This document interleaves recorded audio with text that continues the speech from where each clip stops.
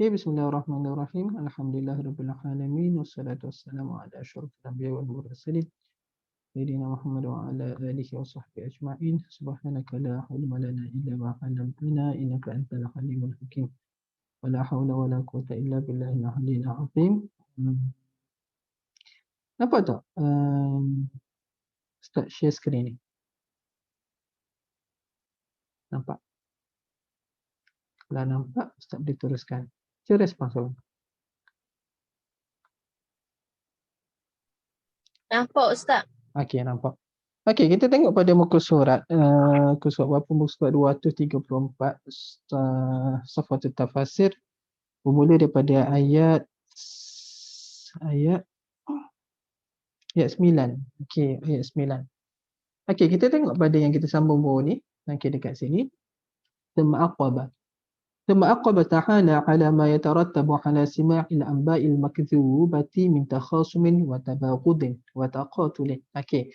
Kemudian Allah Ta'ala meneruskan di atas apa yang tersusun di atas rentetan ataupun selepas berkenaan dengan sima'il anba'il makdzubah, mendengar berita-berita palsu, min takhasumin, daripada berlakunya perkelahian, watabaghudin, dan juga berlaku saling membenci, benci-membenci, wataqun, dan juga boleh berlaku pada pembunuhan, saling membunuh. Maka itu isu-isu yang berlaku tu, okey, maka Allah cerita pula cerita baru dia apa? Faqala wa in ta'ifatani minal mu'minina qatatalu fa aslihu bainahuma. Maka jikalau dua puak daripada orang yang beriman saling berbunuhan, fa aslihu bainahuma, maka damaikanlah di antara dua puak ini. Okey. Iaitu apakah maksud tafsiran dia? Wa in hadasa, jikalau berlaku. Apa maksud jikalau berlaku ni? Sebab biasanya kalau perbalahan memang berlaku di antara bukan Islam lah biasanya, tak pelik lah tu. Tapi kalau berlaku juga, berlaku ni di antara siapa? Di antara orang yang beriman. Bukan orang Islam. Dia guna istilah mukmin. Maksudnya mukmin ni orang yang level dia lebih tinggi pada orang Islam. Orang Islam ni di setakat ucap kalimah syahadah tu memang ada Islam dah. Tetapi orang beriman ni maksudnya dia telah mengamalkan dengan amalan Islam tu sendiri. Tetapi berlaku juga, kalau berlaku juga perbalahan di antara dua puak beriman ni sendiri. Anna fi'ataini wa jama'atain, bahawasanya dua puak, wa jama'ah, dan dua jamaah, min ikhwanikum, daripada saudara-saudara kamu, al-mu'minin, yang beriman, janahu il qitali, cenderung kepada berlakunya pembunuhan. Okey, jika berlaku macam tu, fa aslihu bainahuma, maka islahlah ataupun damaikanlah di antara keduanya. Was'au, dan berusahalah, juhdakum, dengan sesungguh-sungguhnya, lil islahi bainahuma, untuk mengislahkan di antara keduanya. Wal jam'u, okey, ini dibincang dari segi tata bahasa lah. Okey, iqtatalu ni adalah jamak. Wal jam'u pada kalimah iqtatalu ada wawul jamaah bi'tibaril makna, dengan mengambil kira maksud. Sebab apa? Bila kita kata puak, di antara dua puak, maksud dia apa? Bukan maksud dua orang, tapi maksud dia ramai. Itu diguna dengan makna jamak, diguna lafaz iqtatalu. Wa tathniyah, tetapi dalam masa yang sama ayat ni guna bainahuma. Fa aslihu bainahuma, kata ramai. Kenapa guna lafaz bainahuma di antara dua pula ni? Okey, tetapi yang ni dikira bi'tibaril lafzi, dengan mengambil kira lafaz. Sebab apa lafaz? Sebab ta'ifatani, lafaz dia adalah dua puak. Adapun iqtatadu dengan mengambil makna dua puak ni bukan dua orang, tetapi dua puak ni maksudnya ramai. Satu puak tu ramai, satu puak tu pun ramai. Okey. Fa in baghat ihdahuma 'ala al-ukhra, jikalaulah melampau salah satu daripada dua ni ke atas yang lain, ai fa in baghat ihdahuma 'ala al-ukhra wa tajawazat, melampaui. Okey, hak ni melampau, wa tajawazat, melampaui hadnya dengan zalim, dengan kezaliman dan juga dengan kejahatan, walam taqbul as-sulha, dan kita dah fa aslihu dah. Okey. Kalau kita tengok ayat ni, kita nak fa aslihu bainahuma, kita dah, pihak yang ketiga telah mendamaikan. Tapi selepas damaikan, berlaku juga yang pihak A ataupun B ni melampaui dia, ataupun dah damai dah. Macam contoh kalau dah berlaku dah pendamaian, dah buat dah gencatan senjata, ada seorang tu langgar perjanjian. Okey, itu kita sebut fa in baghat ihdahuma. Dia kalau salah satu puak tu dah melampau juga, okey, wa tajawaz haddaha bizuman wa lam taqbul as-sulha, dan tidak menerima pendamaian, wasammamati 'alal baghi, dan dia telah merancang untuk melampau juga, okey, nak counter balik, maka ketika itu faqatilul lati tabghi hatta tafi'a ila amrillah. Maka ketika itu kita kena perangi orang yang melampau tu sehinggalah dia kembali kepada Allah tu sendiri. Maksudnya ada 3 puan. A dan B balah, kita sebagai C, kita damaikan di antara A dengan B. Tetapi kalau A dan B ni ada, contohlah A lah. A melampau, dia melanggar perjanjian tu, maka perintah daripada Allah, B dan juga kita sebagai C kena perangi hak A ni. Mula-mula dia balah antara A dengan B je. Tetapi sebab dia melampau lagi, dia tak berterima juga pendamaian, maka kita perlu gunakan dengan kekerasan pula. Okey. Ai faqatil fi'ata al-baghiyah, maka perangilah puak yang melampau, hatta tarji'a ila hukmillahi wa syar'ihi, sehinggalah dia kembali kepada hukum Allah dan syaraknya, wa tuqla'a, dan dia meninggalkan daripada melampau dan juga permusuhan, wa ta'mala, dan melakukan beramal bi muqtada ukhuwatil Islam, dan beramal dengan mengikut kehendak ukhuwah Islam itu sendiri. Okey, kata. Okey. Kita perangi sampailah dia kembali. Okey. Kita yang ketiga pula, fa in fa'at. Jikalau dia kembali. Fa aslihu bainahuma bil adli wa aqsitu. Kalaulah puak yang A tadilah, kita sebut sebagai A, kembali taubat, rasa tak apalah, beramallah. Takut dengan kena perang ni, maka tugas kita apa? Fa aslihu bainahuma bil adli wa aqsim. Maka damailah di antara kedua puak tu dengan adil dan juga melakukan adil. Sama je lah maksud dia. Adli ni juga adalah adil, aksi itu melakukan secara adil. Okey. Jadi sebenarnya bila sebut adil dengan aksi itu, memanglah dari segi zahir kita tengok maksud dia sama, tapi dari segi perincian dia, adil lebih kepada bentuk secara umum lah. Kalau tengok dalam celik tafsir dia ada sebut lah. Maksudnya kita damaikan secara terbuka. Tetapi aksi itu ni kita cuba damaikan secara personal. Okey. Fa'in raja'at wakafat, maka jikalau dia kembali, wakafat, dia tahan daripada melakukan peperangan lagi, fa'aslihu bainahuma bil adli, damaikanlah di antara kedua dengan adil, duna hiyafin ala ihdal fi'ataini, tanpa ada berat sebelah di atas salah satu daripada dua puak itu. Wa'adilu fi jami'i umurikum, maka berlaku adillah pada sekalian perkara urusan-urusan kamu. Innallaha yuhibbul muqsitin, ay yuhibbul adilin alladhina la yajuruna fi ahkamihim. Sesungguhnya Allah menyukai, Allah sayang al-adilin, orang yang adil, yang tidak yang tidak melampau ataupun tidak berat sebelah lah pada menentukan, pada menetapkan hukuman. Okey.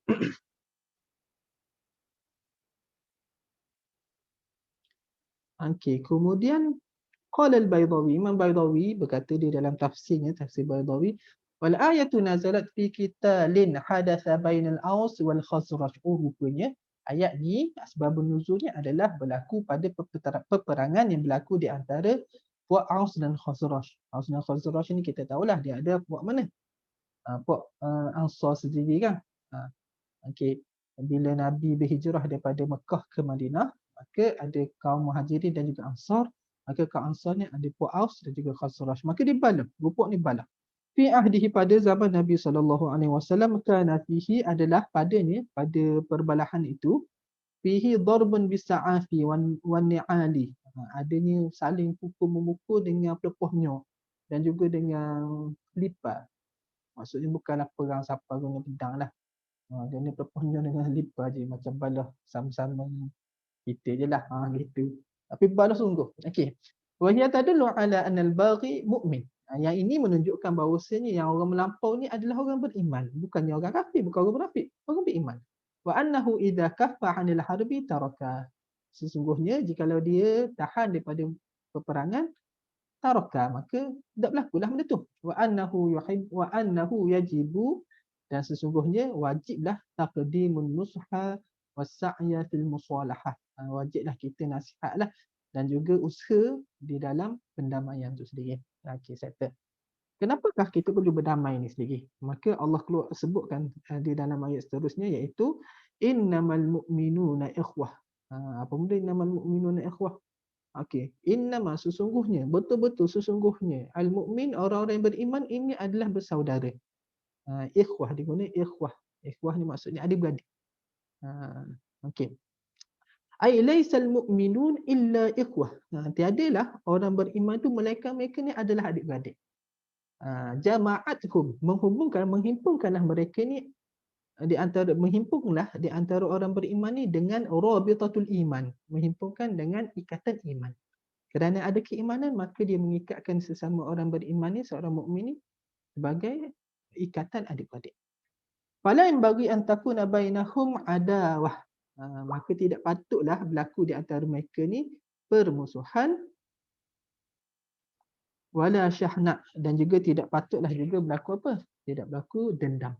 Benci membenci atau dendam. Wala tabaghudun, tidak patut juga berlaku saling benci membenci, wala taqatun, dan juga tidak patut juga berlaku saling bunuh membunuh. Okey. Kita tengok qala al-mufassir menceritakan, membahaskan perkataan innama. Innama ni adalah hasri. Apa maksud hasri? Ustaz ada sebut dah sebelum ni. Perkataan hasri ni maksudnya benda tu tertentu, khusus. Sebagai contoh kita tengok nak. Uh, Al-has dia ada 3 bentuk. Yang pertama sekali biasa kita guna nafi dan juga kecuali. Macam contoh la ilaha illallah. Maksudnya tak ada Tuhan lain. Allah je Tuhan. Kita masuk tertentu. Dia ada khusus. Yang kedua, kita mentakdimkan, kita mendahulukan maf'ulun bih di atas fa'il, ataupun takdimkan maf'ulun bih di atas fa'il itu sendiri. Macam contoh iyyaka na'budu. Kita boleh guna ayat, bukan salah kalau kita guna na'buduka ataupun na'budu iyyaka, betul je. Tetapi dia tidak menjadi satu bentuk balaghah yang memberi maksud khas ataupun tertentu. Tetapi bila kita buat terbalik, dia akan jadi khas. Bentuk yang ketiga adalah penggunaan innama. Penggunaan innama ni adalah memberi maksud khas juga. Maksudnya tak ada orang lain. Tak ada dah ikatan adik-beradik melainkan hanya orang beriman sahaja. Seolah-olah faka'annahu yaqulu, seolah-olah firman Allah yang memberi maksud innamal mu'minuna ikhwah ni adalah la ukhuwata, tidak ada pertalian, tidak ada persaudaraan illa bainal mu'minin, melainkan sesama orang beriman sahaja. Jadi kita faham daripada ayat ni wala ukhuwata bainal mu'min wa kafir, maka tidak ada persaudaraan di antara orang beriman dan juga orang kafir. Yang ni dimaksudkan dari segi kasih sayanglah.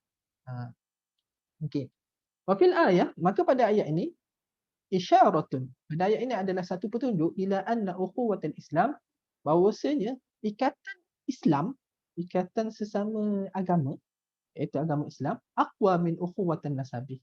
Lebih kuat daripada ikatan persaudaraan sesama nasab.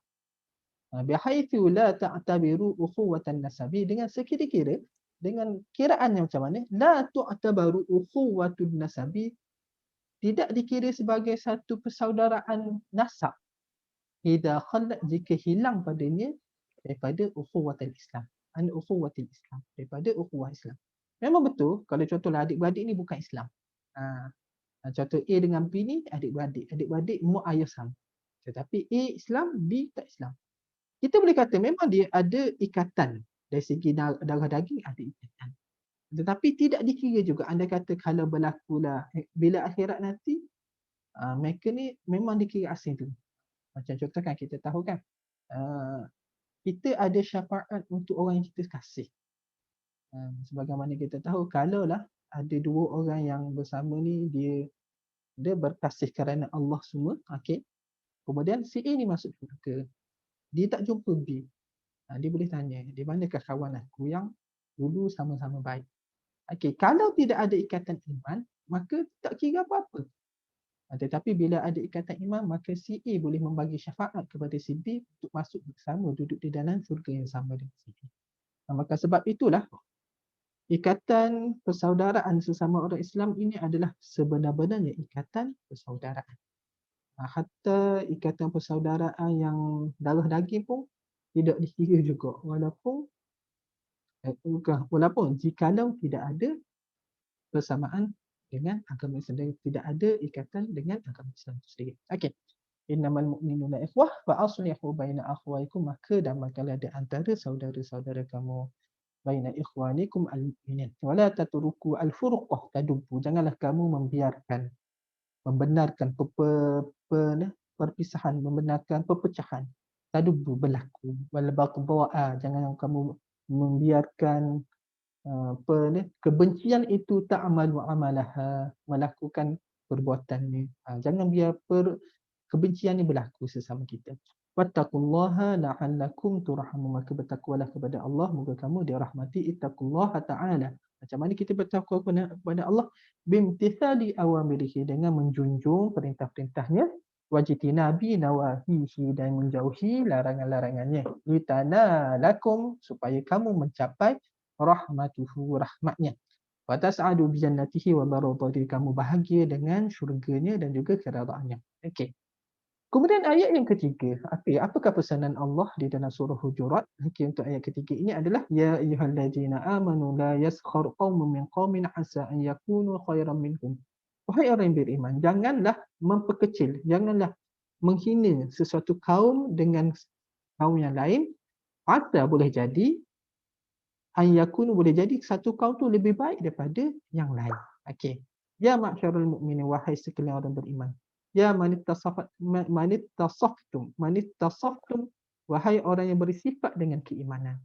Wa saddaqtum, dan orang yang membenarkan bi kitabillahi wa bi rasulih, dengan kitab Allah dan Rasulnya. La yahza'u jama'atun bi jama'atin, janganlah menghina atau memperkecilkan satu jemaah dengan jemaah yang lain. Okey. Wala yaskhar ahadun min ahadin, janganlah memperkecil seseorang dengan seseorang yang lain.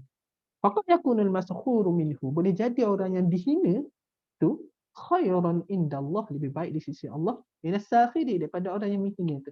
Boleh jadi orang yang dihina tu lebih baik daripada orang yang menghina. Kemudian ada satu hadis Nabi, wa rubba ash'atu aqbaru dhu tamaraini law aqsama 'ala Allahi la abarrahu. Okey, ini memang payah sikitlah. Sebab apa? Sebab dia adalah satu hadis teguh dah ni. Warubba, boleh jadi. Boleh jadi mana? Ash'athu, orang yang rambut kusut masai. Akbaru, kelabu, kelaring sekali tubuh dia, debu gitu. Boleh jadi rambut kelabu, rambut kusut masai, badan berdebu. Zul Tambara ini yang mempunyai baju bubuk. Okey. Lau aqsama 'ala Allah, boleh jadi ni orang yang kita tengok, oh dia ni wuduh. Dia dah rambut kosek, baju debu, lepas tu baju koyok rambut pula. Boleh jadi dia tu lau aqsama 'ala Allah, kalaulah dia bersumpah di atas nama Allah ataupun dia minta kepada Allah, la abarrahu, boleh jadi Allah akan kabulkan doa dia bandingkan kita. Sebab itulah kita tak boleh tengok seseorang tu dengan mata pandangan yang hina secara zahir, sebab kita tak tahu. Tu baru kita tengok. Kalau kata pula lagi beratlah maksud dia. Okey. Satu. Wala nisa'un min nisa'in asa an yakunna khairan minhum, dan juga janganlah perempuan mengata dengan perempuan yang lain. Okey, tak ada cerita lelaki. Dia cerita puan nak beritahunya memang benda ni berlaku bukan setakat untuk lelaki sahaja, dan untuk perempuan pun berlaku juga. Suka saling mengata. Diulang sekali lagi supaya peringatanlah, bukan ayat ni untuk lelaki saja tetapi juga untuk perempuan. Okey, supaya bagi kesedaran bahawasanya mengata ni memang berlaku di dalam di sesama kita ni. Tak isi tak khabar pun kita tahu memang benda tu berlaku kan. Cuma ini adalah satu peringatan yang jelas. Okey. Wala yaskhar, janganlah menghina nisa'un, seseorang perempuan dengan seseorang perempuan yang lain. Fa'asa an takunal muhtaqaru minha, boleh jadi orang yang dihina tu khairan indallah, lebih baik di sisi Allah, wa afdalu, lebih baik minas sakhirah, daripada yang menghina tu. Yang dihina tu lebih baik, yang hina-dina tu lebih baik daripada yang menghina tu. Okey. Jadi cuma kita tengok macam mana ayat ni dicerita, la yaskhar qaumun, janganlah satu puak menghina dengan puak lain. Wala nisa, janganlah perempuan-perempuan menghina dengan perempuan-perempuan yang lain. Sebab apa? Sebab apa dia guna lafaz kaum ataupun perempuan-perempuan? Nisa ni ramai, jamak. Kenapa? Sebab biasanya mengata ni tak jadi seorang. Bukan tak jadi. Tetapi kebiasaan berlaku apabila duduk ramai-ramai. Macam contoh kita duduk 3 orang sama lain, baru kita nak mengata kawan kita seorang tu. Nak kata puak tu. Ataupun ada sifat apa kita panggil sebagai sifat berpuak-puak. Maksud kita lah, tak kita lah, ada belakang. Okey, itulah lebih kurangnya. Kemudian Wala talmizu anfusakum wala tanabazu bil alqab. Wala talmizu, janganlah kamu mencela anfusakum, diri kamu, wala tanabazu, janganlah kamu bergelar dengan gelaran yang buruk. Okey. Wala ya'ibu ba'dukum, janganlah mengaibkan sebahagian daripada kamu sebahagian yang lain. Wala yad'u ba'dukum ba'dha ila qabisu, janganlah kamu, wala yad'u, janganlah memanggil sebahagian kamu dengan sebahagian lain dengan gelaran yang buruk. Okey. Kenapa diguna wala talmizu anfusakum? Janganlah kamu mencela diri kamu sendiri.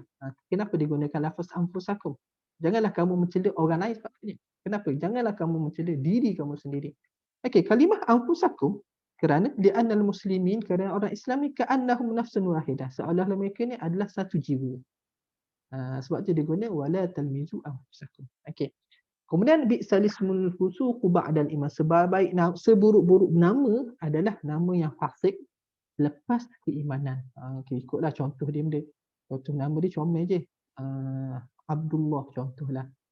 Lepas tu diberi gelaran yang buruk. Ikutlah bagi mula nama yang kita panggil yang lebih kepada fasik lah. Ikutlah. Panggil benda. Ikutlah gelaran-gelaran yang tak comel. Sedangkan nama dia comel. Okey. Bi'sa an yusammal insan fasiq. Seburuk-buruknya adalah seburuk-buruk bahawa kamu menamakan seseorang manusia itu, seseorang itu dengan nama fasik. Kita panggil fasik tu. Contohlah, tak semestinya lafaz fasik. Yang seumpamanya. Ba'da ansara mu'minan, selepas dia sudah menjadi orang yang beriman. Okey. Tafsiran yang diberi oleh Baidawi bukan kata nama tu fasik, sebutan tu fasik. Macam contoh nama, kita gelarlah nama dia ikutlah benda hitam ke, gemuk ke, contoh gitu, ataupun Yahudi ke, ataupun Zionis ke, ikutlah panggil nama-nama buruk tu. Bukan maksud tu. Imam Baidawi kata tak. Wa fil ayah, Imam Baidawi sebut pada ayat ini dilalatun, ada satu petunjuk ala anna tanabuza fiskun, bahawasanya at-tanabus, beri gelaran buruk-buruk ni adalah tu sebenarnya fasik. Wal jam'u bainahu wa bainal iman, dan menghimpun di antaranya, di antara fasik ni dengan iman, mustaqbahun, lagi buruklah. Okey. Maksudnya kalaulah kita gelar seseorang ni dengan nama buruk, itu adalah satu sifat orang fasik. Sedangkan kita ni kan dah beriman dah, kenapa lagi nak berubah kepada fasik? Maka memberi gelaran buruk itu adalah satu sifat daripada sifat orang fasik. Wa man lam yatub. Tu sebab ada ayat, siapa yang tak taubat, siapa masih gelar lagi ni, fa ulaika humul zalimun, maka dia adalah orang yang benar-benar zalim, menzalimi diri sendiri. Ai wa man lam yatub anil lamazi wat tanabuzi. Para siapa yang tidak bertaubat daripada mencela ataupun saling menggelar dengan gelaran buruk, fa ulaika humul zalimun, maka sebenarnya mereka ini adalah orang yang zalim. Bita'ridi anfusihim, kerana merelakan, telah mencapakkan mereka diri ini ila azabi, untuk menerima keazaban daripada Allah Subhanahu Wa Taala. Okey, sampai di situ. Jadi kita fahamlah ada 3 ayat lah yang kita bincang. Yang pertama sekali adalah berkenaan dengan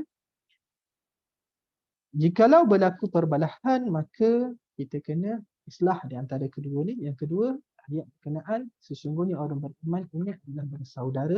Dan yang ketiga adalah berkenaan jangan kita mencela, jangan kita mengata, jangan kita bergelar dengan nama-nama, dengan gelaran yang tidak baik. Itu sahaja. Wallahu subhanahu wa ta'ala a'lamu bis-shawab.